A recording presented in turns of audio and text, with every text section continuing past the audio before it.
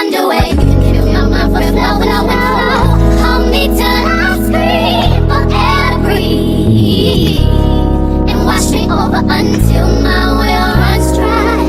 Send all your sins all over me, baby, baby, deep, deep, deep, deep, deep, deep, I wanna play deep, deep, deep, deep, deep, and rock right up to the. Hey y'all, how y'all doing? How y'all feeling? I hope all is well with you. Today we gonna get into this story time. But before we get into it, please take this time to like, subscribe to this channel, and hit that post notification bell so you're notified whenever I drop a video or go live. But let's get into this story time, because a lot of my subscribers are my subscribers from the Love and Marriage Huntsville sector. And the story that this young lady is telling, I think Mel should tap into. So I'm not going to hold y'all any further. We're going to get into this story time. Feel free to let me know what you think as the video goes, and I'll catch y'all at the end. What up, y'all? This is episode 1 of How My Baby Daddy Wouldn't Let Me Be. So I made it a series on Tubi. I'm a producer out of Milwaukee, Wisconsin. I've been working in film for 4 years now. I also do a ton of other stuff, and I'm a single mom. So we dropped Let Me Be about a month ago now, and it's been really rocking my brain because I've been wanting to share my personal experiences about how we even came up with Let Me Be, because it is based on true events. It's based on my life and things that I've been through. And just all over social media, I seen people were like, oh, well, who is this about? And I'm like, I think it's time, Okay, so boom. It started back in 2017. I had one child. I was going through a breakup with my child's father, who lives in Michigan, and I live here in Wisconsin. So it was just a lot. He had got a new girlfriend. Like, it was a lot going on where I just really felt like everybody was against me. So we're going through a bad breakup. Whoa. I meet this guy on Instagram, and we just start chopping it up. Like, I think he just like slid in my DMs. Like, first of all, red flag number 1. Don't meet nobody that you met off social media. I don't care what nobody say.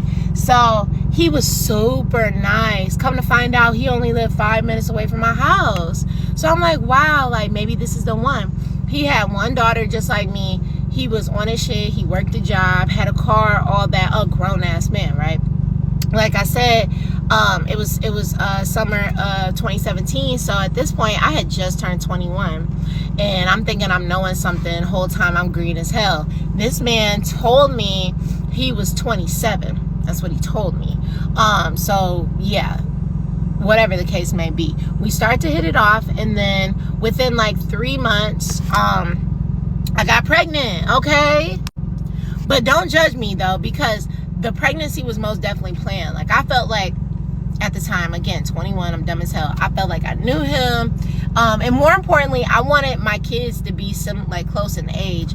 At that time, my daughter was 2 years old. So I'm like, yeah, I need my kids to be close in age. Woo, you got a daughter, I got a daughter. Like, we're gonna have a whole family, right? Man, listen, as soon as I found out I was pregnant, like I said, up to that point, we had been planning it. As soon as I found out that I was pregnant, this man hit the mother and switch. He totally switched up, like a switch up so cold. It was diabolical, for real. Let's start off by saying, I come to find out he has schizophrenia. He never disclosed that to me. Whole time he had schizophrenia, and it all started to add up. Like, it was just a small stuff. Like, it started off with him just going from super nice to being so mean to me, like calling me bitches and hoes and shit. Never did nothing to this man. Then it really kicked up when he was like cheating, and I found that out. We had moved in together. It was so much shit that was just piling on top of each other. I mean, this was like my whole pregnancy. My pregnancy was definitely better than my first pregnancy, but it still was just like drama filled, because this man was very delusional. He swore I was cheating on him. And just a bunch of other crazy stuff the whole time he was cheating, okay? Okay, so follow me. Meanwhile, while I'm pregnant, I'm in school. I'm in school for film. By this time, I had switched my major 2 times before that. So I was in school for film. I'm like getting through it. I'm pregnant as fuck, right? Strong black woman. And it just was not it. Like, he just hated on everything that I did. Everything I did. Like, I had film projects where I would have to like go out, interview other people in the film community or in the radio community or whatever the case may be. So he was very delusional. He always thought that I was cheating on him and all this other stuff, right? So once I had my baby, I had moved out. I moved out of the place we were staying. He was still staying there. And we still were kind of messing around. Like, and this is another reason why I don't deal with guys who have just had babies, because y'all might be up and down throughout the pregnancy or whatever, but like once you had a baby, like there's gonna be some type of reconnection. If the dude ever loved the girl, there's gonna be some type of reconnection after she has the baby, whether it's right away, whether it's 6 weeks after, if you know, and all that other stuff. So I don't have time for that anyways, but whatever, that's besides the point. So after I moved out, we had the baby, we were still dealing with each other. I got my own place. I was going to his place, he was coming to my place, he was coming over to my house cooking, I was coming over to his house cooking. Like, we were like a family, but it was like weird because we had 2 houses, right? But he still never changed. He still was very insecure and all that. And then that's when the bullshit started. Check back for part 2. Okay, this is part 2 of how my baby daddy wouldn't let me be, so I made it a series on Tubi. Okay, so boom. We broke up, but we was still messing around, right? We had the baby, but we was like going back and forth between each other's house, you know, still fucking with each other. That's when he got crazy. I mean, super crazy. If I didn't answer my phone, he would blow me down. Okay? It wasn't even that. It was just like, I was still in school, right? And I just had got my shit together, my place and all that. And I still had to do projects or whatever. So I would do these like school projects where I had to interview people. I know I said that on the first one. Yeah, he had a major fucking issue with that. He told me, he like, yeah, you just out here sucking all these dicks. When you're supposed to be my woman. And I'm like, bro, I'm doing whole school projects. Crazy shit. It was like every little thing that I did that was like positive for me in my life in any type of form, it would be an issue. Like, I was wearing my hair natural a lot. Anytime I would do my hair or something, he'd be like, who you getting your hair done for? A nigga? Like, damn, I can't just look cute, my boy. Like, it just was super toxic. It was like progressively more and more toxic. Okay, so boom, we at my house. This is what broke the straw that broke the camel's house.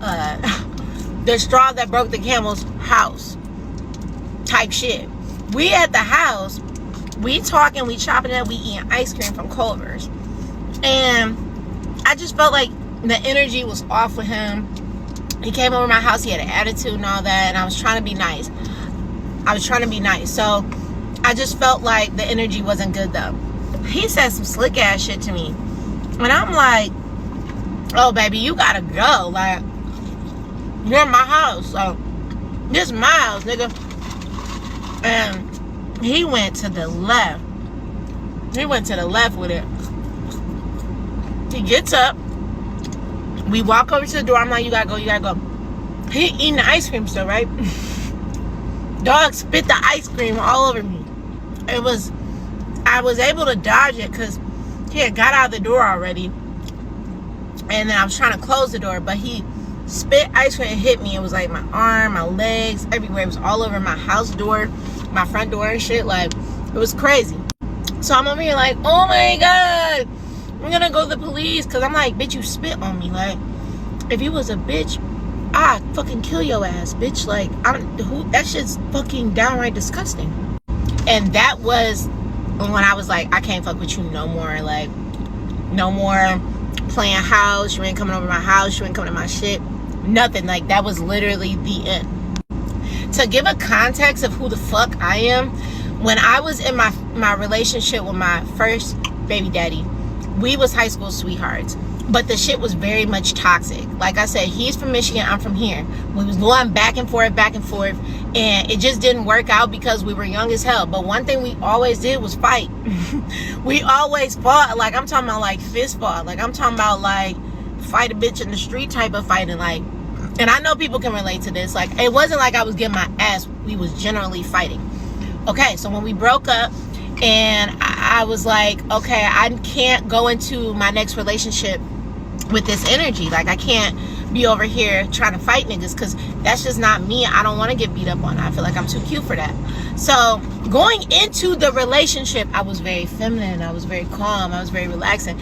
And honestly, throughout the whole relationship of like the overall year and a half, or however long, I want to say it was about 2 years total before we completely cut it off.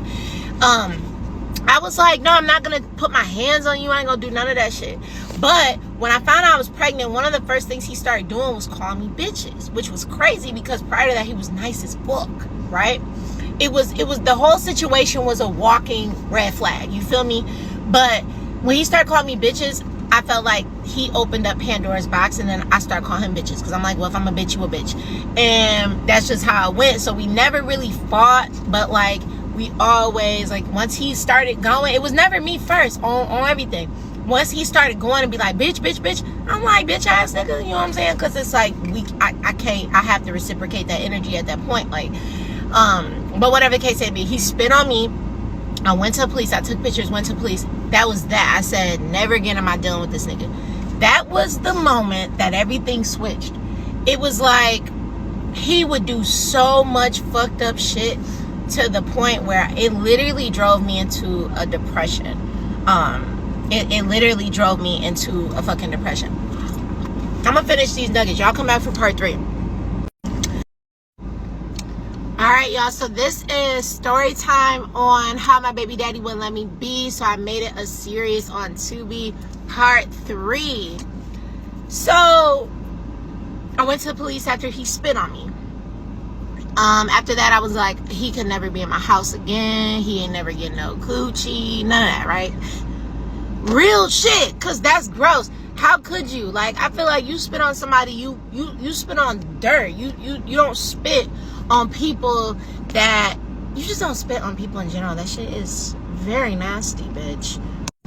So, wham. So, he like, okay, but we could still co-parent. I'm like, okay, we could still co-parent. Like, the fuck? So I would ask him for more money. He would send me money here and there. $100 here, $40 there, whatever. Very petty shit. Very bare minimum ass shit. For like the first month or so after all that happened, he bought her some outfits. Like, and I had went over to his house to get it. He had bought her outfits and all this. He was picking her up. And then it just like, it was like a switch. Once again, it's always a switch with this nigga. It was a switch. And he just stopped doing all around. Like, I'd be like, hey, can I have some money for this? Or I need to get Marley a box of pull-ups or whatever. And his response would be like, well, if you suck my dick, I can send you some money.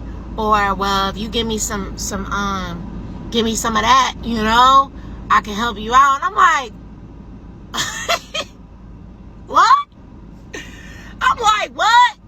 Okay, now one thing I hate is I hate when people be on social media and they be like, you didn't see the red flags, you didn't see the red flags. No, I did not see the red fucking flags. I mean, I also wear glasses and contacts, but I genuinely did not see the red flags. When I met this man, he had his daughter all the time, all that. So it's like, where were the red flags? He had got his daughter every weekend. I guess the only red flag would be like, he was very argumentative to his baby mama. And she had other kids by another man and all that, but she was going through a lot and had her own addictions and all that. This ain't my story to tell. That ain't my story to tell. But he was always very argumentative, arguing with her, always being disrespectful to her out of nowhere. And at first I thought it was her. Until I'm like, no, you switch up on bitches. You really do. Like, you probably did the exact same to her, probably switched up on her, probably did plenty other fuck shit to her, and now she's just dealing with picking up the pieces after y'all aren't together no more when she got these other kids and all that. You know what I'm saying? It's a lot. So I try to be mindful of that. But back when I was 22, I ain't give a fuck about none of that. You know what I'm saying? Like, young and dumb. Again. So, there were no signs. I don't care. I hate when people, there were no signs. Okay? Okay, so stick with me. I would ask him for money. He would say all that little fuck clown shit, right? It wasn't just that.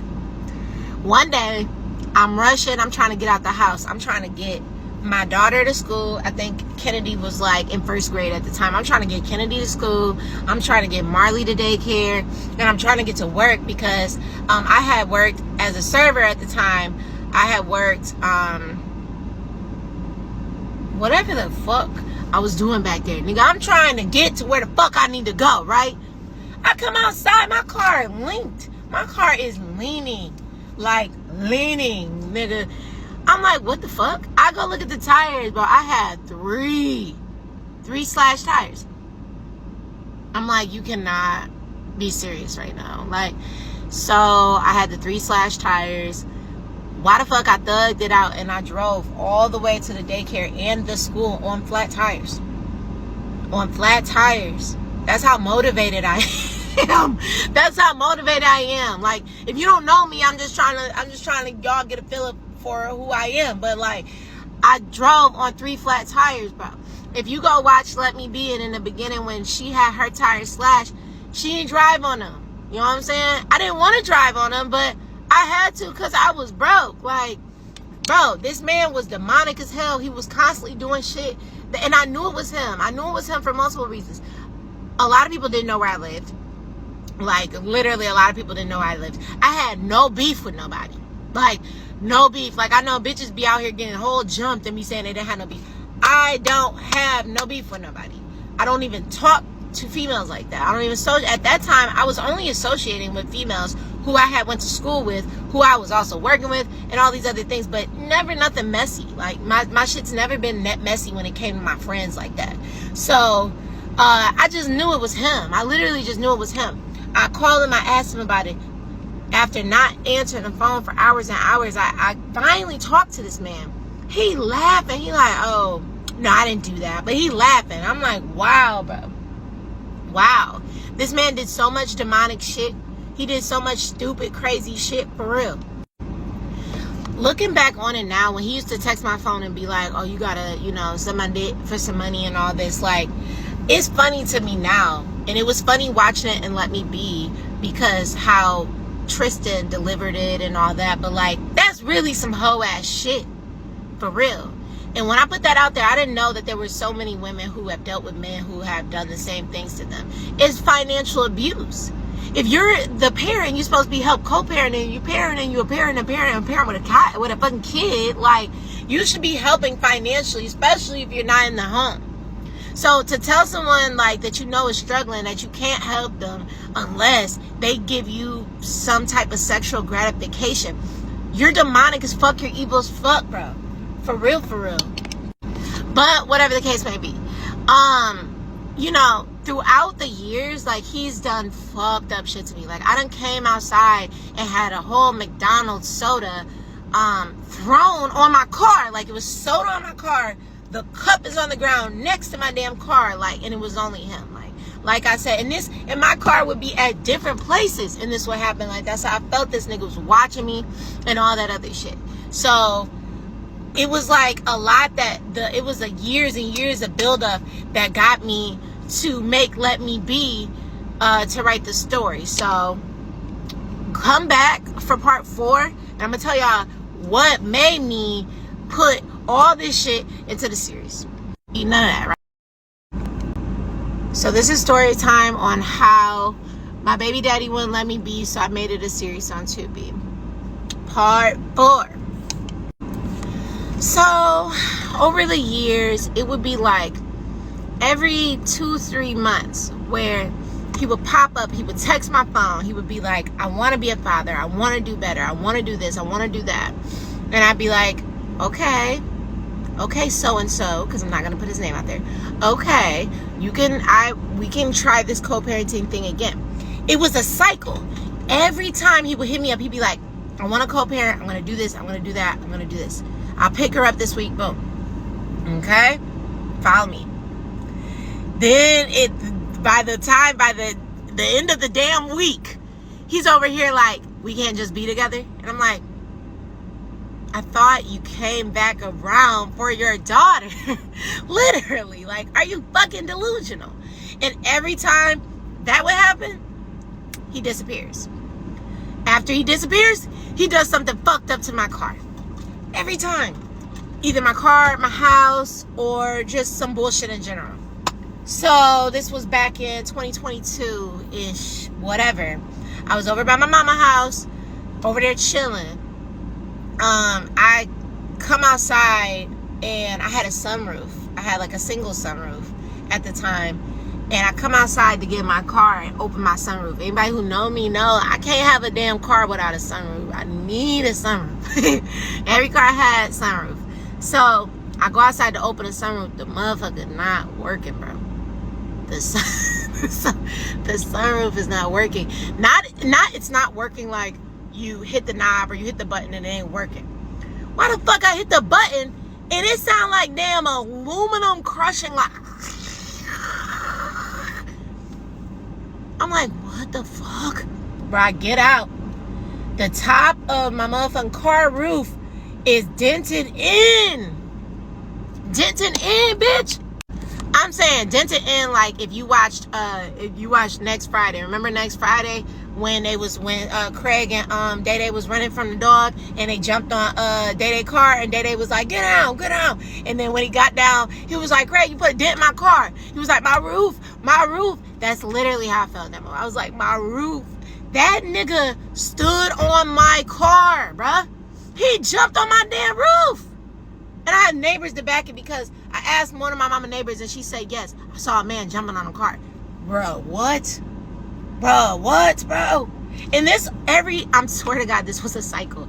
Every time he would be like, I'm gonna come pick her up, I'm gonna do this, I'm gonna do that. I'm gonna buy her this, I'm gonna do this and that. I'd be like, okay, cool, thank God, finally. Like, as anybody who knows me, around this time, nigga, I was definitely cheering like, oh my God, man wants to be a father. I love that for him. I've never been the type to literally be like, you can't be a father. I won't allow to either of them. And they've both found ways to fuck me over. Okay? But that's a totally different story. I'm just this is all being engulfed into let me be. So, I'm like, bruh, I was so upset. I text this man.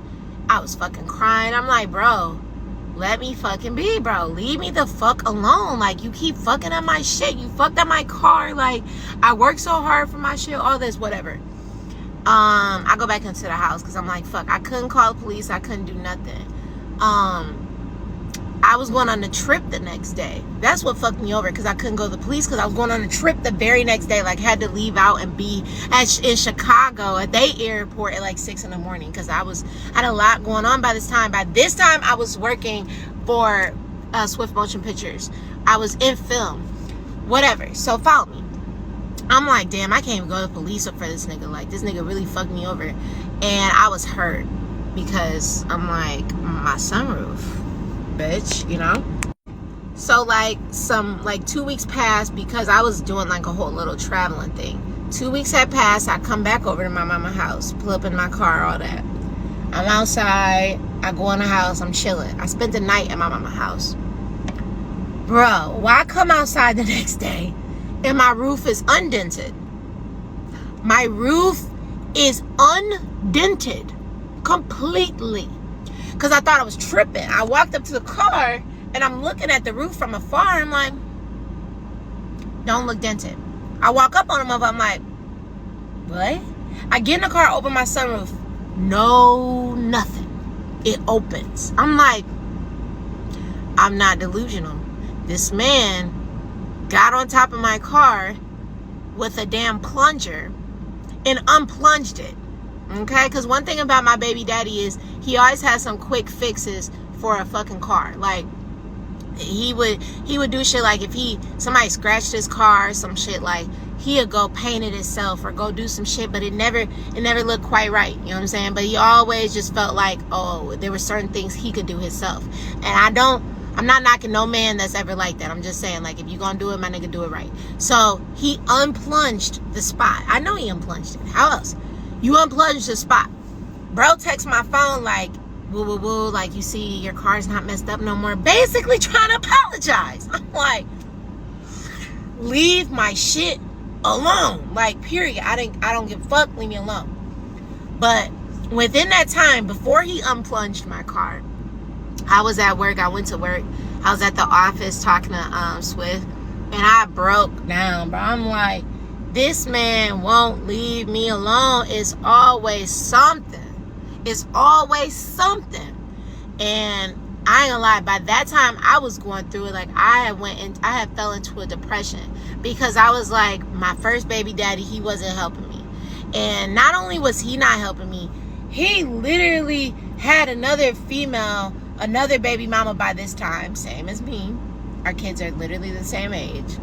He had another baby mama, and I don't know the circumstances between them specifically, but word on the street is this bitch was evil as fuck, telling this nigga not to help me, don't send me money because I'm not gonna do anything for Kennedy. It was a whole thing with this bitch, swear to God. And it ain't just the female, it's him too, because how do you allow someone to not let you take care of your kids? It got weird as hell, right? It's a lot of baby daddy drama going on at this moment. I'm like, man, we started writing stuff out, and that's when Swift was like, dude, you should put this in a movie. Like, he like, you should put this in a movie. I'm like, man, fuck it. So that's when we put the idea in the universe. But it wasn't until, like, he just kept doing some more shit. Y'all come back for part 5 real quick, okay? Just come back for part 5. That's gonna be it. All right. So this is story time on how my baby daddy wouldn't let me be, so I turned into a series on 2. Part 5. The last one. Okay? So, the man had been doing shit over and over. It was a cycle. I had already put out in the universe that this should be something that I tell my story to. This was in 2022. So 2023 rolls around. He's still on the same cycle. Swear to God. He's still on the same cycle. We did a little co-parenting where we would meet up and Marley would go with him for the day, whatever, and I pick him up, or he had ended up getting evicted. He ended up getting a car accident and totaling his car. He had another daughter, another kid, and then ended up breaking up with that baby mama and not being around that kid either. Like, the man's life was literally plummeting by this point.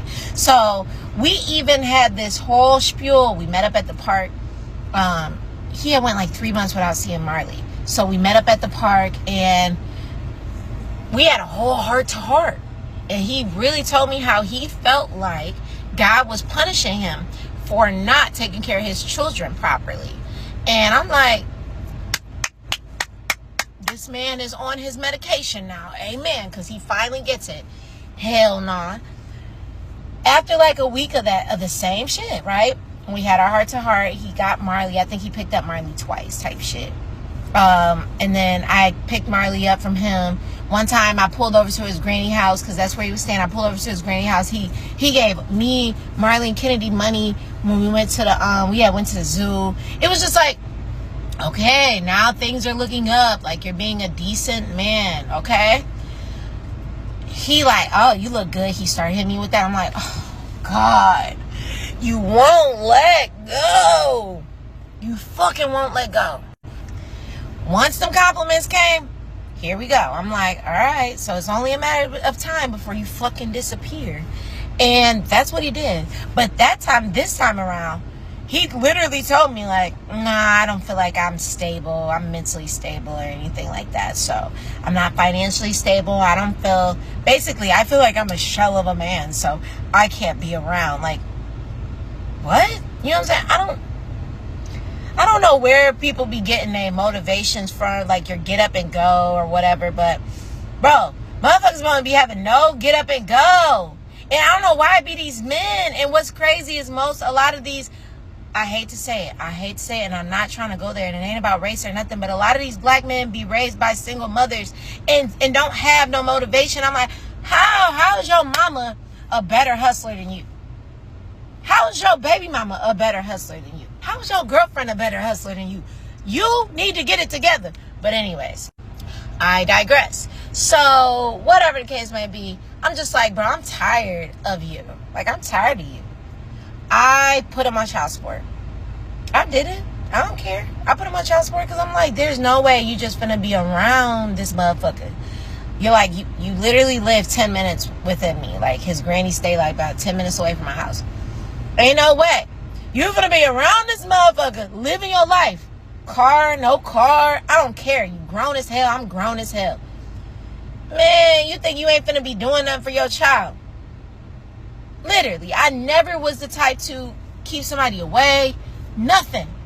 But that was that. You know what I'm saying? So, around that same time, I had fell into a deep depression because I was sad as fuck. I'm like, bro, my first daughter don't have her father around. My second daughter don't have her father around. I don't want the cycle to continue where it's just kids, fatherless kids.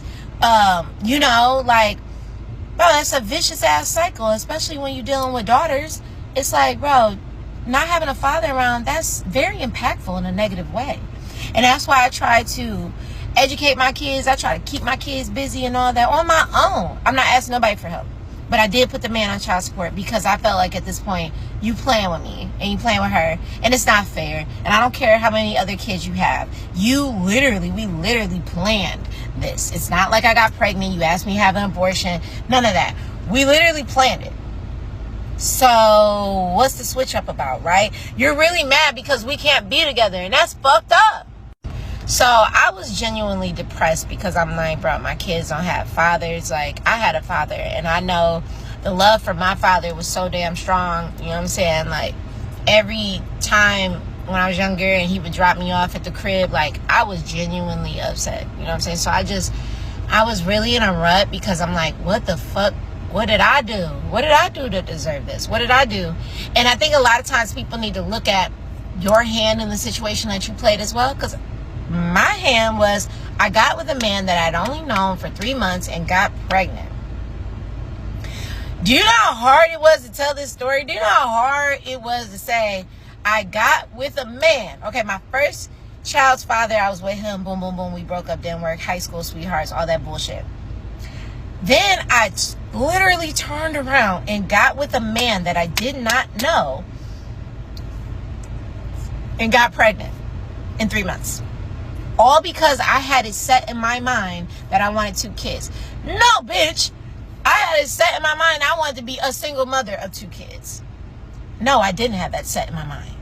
But I'm just making a point, like, you couldn't tell me shit back then, but that's damn near what I had set in my mind was I wanted to be a single mother of 2 kids. I didn't want to, but I should have knew by having a kid with somebody you only known for 3 fucking months that shit would happen.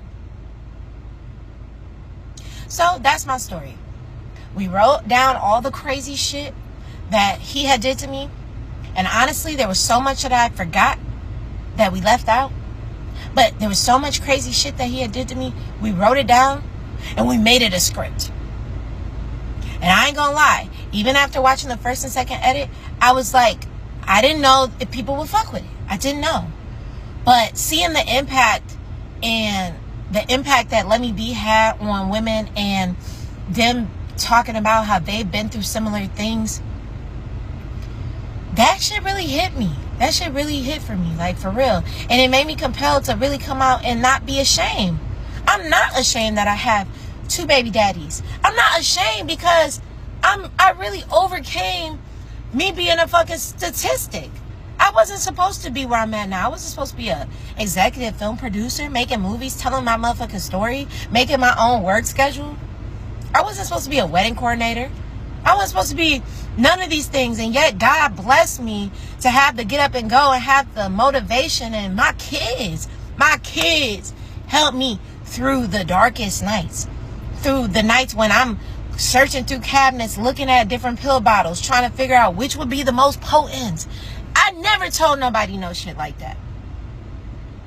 So everybody, I want to just say thank you for everybody who supported Let Me Be, everybody who goes and watches Let Me Be, everybody who commented on any post, anything. It was plenty of people talking about the mishaps and the bullshit that they may have saw. Hey, thank you for watching.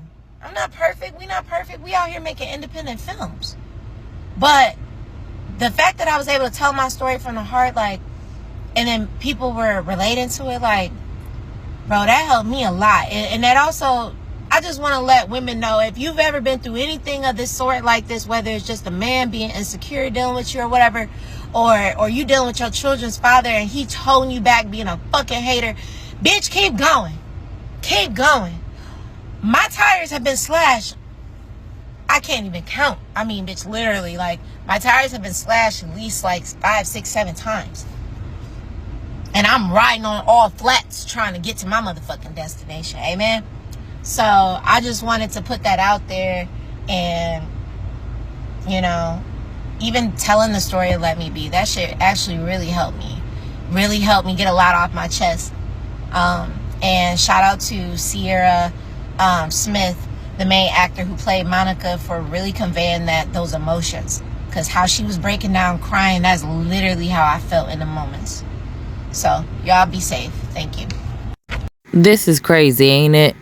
And again, I think Mel should maybe take a few pages out of her book and maybe make her situation a Tubi movie, or a movie period, whether it be on Tubi, Paramount, wherever. You know, make a story or a book even out of it. But as far as this lady's situation goes, you know, I know she referred to him as a insecure person, but from what I hear, it sounds like he was not insecure, but more so jealous and also guilty, because he knew what he was doing. So he then tried to turn it and make it seem as if she was doing it, because that's what, you know, they tend to do. Cheaters always try to make it seem like you're the one creeping and sneaking around and doing all this weird stuff. So sometimes to the point where you question yourself, like, damn, why am I cheating? You be sitting there like, wait a minute, did I? Maybe I did flirt with my eyes with that guy down the street. I don't know. Like, they'll have you second guessing yourself, but it's really because they know what they're doing. So it's either that they know what they're doing, so they're assuming you're doing the same, or they know what they're doing, and to throw the scent off of themselves, they're trying to put it on you.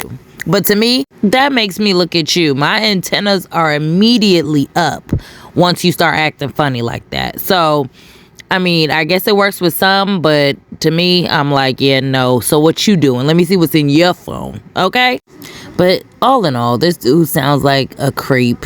Because I think anyone who tries to leverage taking care of their child to get some tail is a creep, is a loser, and don't deserve kids. Some people just don't deserve to be parents. And some of these men, ugh. But kudos to her, too, for taking ownership of her mistakes, taking onus of her mistakes. Like, meeting someone 3 months and having a baby is never the go. And if you, for one instance, believe that they may even tell you their mental health status, you're utterly insane. No shade to the young lady, but most people, they won't really be upfront with that information because, I mean, there's still a negative connotation with it. There's still, they probably still feel like people look down on them if they have a diagnosis. So I can see people not being forthright with that information, but definitely try to get to know people. And even with that, I mean, I sort of kind of can't blame her too, because I'm a realist, and at the end of the day, you could be with someone for 2 years and still find out who they are after those 2 years. So child, all in all, stay prayed up, because these weirdos, these lurkers, these everything be out here. Turn to God, because that's all that can point you in the right direction at this point. But y'all let me know what y'all think of this situation, this story, in the comment section down below. Don't forget to like and subscribe, and I will catch y'all in the next one. Peace. Listen, I like chocolate girl, all shades, different flavors. She a diamond and a pearl. She a goddess with a mentor, yeah. Cinnamon swirl. She relate to what I've been through, yeah. Queen of my world.